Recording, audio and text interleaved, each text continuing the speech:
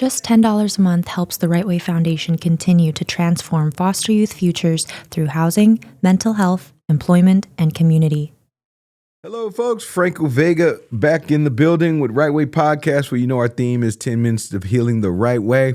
We're going to talk about something different for these 10 minutes. It's going to be some pain stories, but we're just going to be talking about a crisis that is affecting our youth here in Los Angeles County and I believe across the nation. It's homelessness for foster youth. Our data shows that 50% of foster youth will become homeless when they emancipate from the system. I believe that number is low. I believe it's probably realistically about 75 to 80% of our foster youth will become homeless, and then specifically, primarily, our African-American foster youth. And so recently, as a foundation, we just purchased a building in Koreatown, shared living, 16 bedrooms, 19 baths. It's 5 properties on one big lot. It's an awesome setup, and we're going to use this for our SILP youth. We're going to call this project Operation SILP, and SILP, which stands for Supportive Independent Living Program, which is extended foster youth. It was several years ago. California passed a law, Assembly Bill 12, for let our babies to stay in the system until they're 21 years old, and with that, from 18 to 21, extended foster care, they would have to go to school and or work part-time. In my opinion, on both ends, the county haven't been watching our youth live up to this agreement, and our youth haven't been doing it at the same time. So we're creating this program called Operation SILP, where we're going to make sure we give our youth the support they need when they're living in our place, our new property, and making sure we line them up with the job. And not a career right now. They're still 18, so they're still trying to figure out their ways. I'm tired of people saying, well, you guys got to push them into a career. No, they're young. They need to see the world and experience just the workforce. And then when they as they get older, they can find out what do they truly like. And also, so we'll guarantee them employment, and then at the same time, push them into school if they choose to go that route. The rents are going to be about $1,200 each a month, and the SILP will cover that.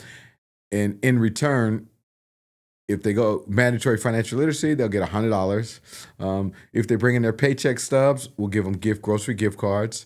If they attend our life skills workshops, we'll give them gift cards. But we will give them funds for financial literacy because we want to see them do good with their money. So that's why we'll pay them with cash. And it's just a unique approach. We'll have staff at that site 24/7, but we won't run it like an institution. No way, no how. We will have cameras in there for security reasons and safety reasons, making sure things don't disappear. And then other folks aren't on that property that shouldn't be there. Our 18-year-old babies, this is going to be the first time they have something like this. And I know their friends will mess it up for them. So, we'll make sure we have security on site and buzz in, buzz out. And we're just going to run this program different, and it's not to punish them. We're going to constantly reward them and help them reach their full potential. At RightWay Foundation, we always say this, we're not low bar jumpers. The foster care system bar of success is so low, and that's not us. We hold our youth to a higher standard. We make them accountable, and that's why we use our rites of passage model. And it's just a different approach. As a father, I don't allow, when my kids were babies, none of them are babies no more, but when they were young, I didn't allow them to sit in their Pampers and sit in their diapers when it was filthy. But for somehow, as the youth get older, it's a lot of people that want our babies to sit in their diapers of trauma. And no, we're like, no. And they always use these fancy words like trauma-informed. Now they got some complex care and things like that. We need to show our youth how to heal, give them the tools they need to heal, and then at the same time, making them accountable, understanding that or preaching to them that they have to pay rent. We got to teach them that. No matter where you go in life, you're going to have to pay rent. You're going to have to abide by rules and laws. And that's just us living in this country, And why not teach? Imagine turning 18 and being handed a trash bag with your belongings and nowhere to go. For thousands of foster youth in Los Angeles County, that's reality. At the RightWay Foundation, we provide mental health care, stable housing, career opportunities, and a community that refuses to give up on them. For just $10 a month, you can help rewrite someone's story, from just surviving to thriving. Go to the RightWayFoundation.org and become a monthly donor today, because no young person should face the world alone. Teach it to our youth at a young age, at 18 and 19 years old. So Operation SILP is coming, brand new property. Check out a couple of photos, and it's awesome. We can't wait to see what comes from this project.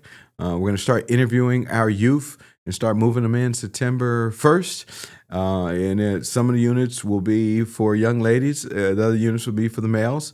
And it's just a unique approach. We're going to tie this into companies, local companies.